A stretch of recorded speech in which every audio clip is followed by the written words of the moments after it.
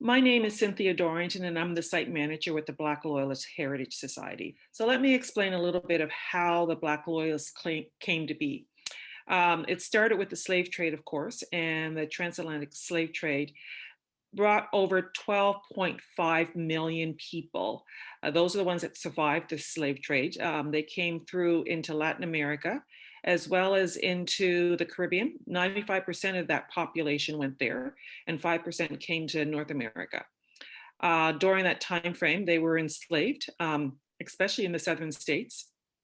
And then with the American Revolution and the uprising of the Americas and wanting to be an independent country and not a British colony, that's when everything sort of came into fruition. In 1775, there was a proclamation by Lord Dunmore at the time frame, asking the enslaved people to take arms with the British and on the side of the British for their freedom. Of course, some folks did fight in the war at that time frame, but not the numbers that they were looking for. And then 4 years later, in 1779, it just so happened that with the loss of the British troops, because with the war, people do die, and they were down and they couldn't bring reinforcements in from England.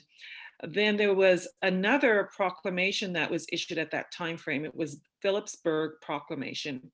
And at this time frame, they not only asked the enslaved people or the slaves to actually fight with them on the British side for their freedom, they were also promised them protection and they promised them land. That brought a lot more people in because people wanted their own land.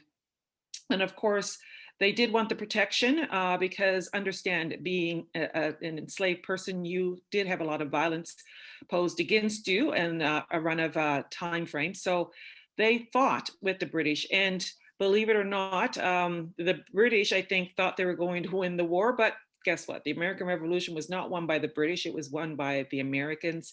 And hence, at that point in time, the British were asked to leave the United States.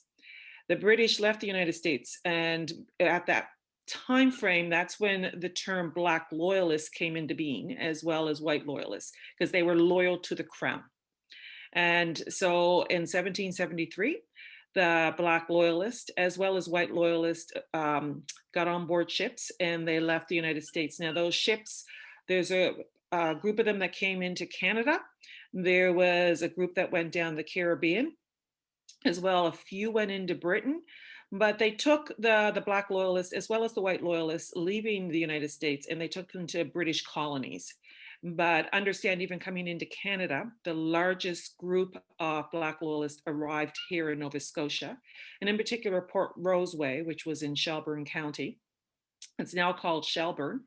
And just outside of Shelburne is Birchtown. And in 1783, 1784, Birchtown at that point in time was the largest town or the largest area that had free people of color. So free Blacks lived there at that point in time.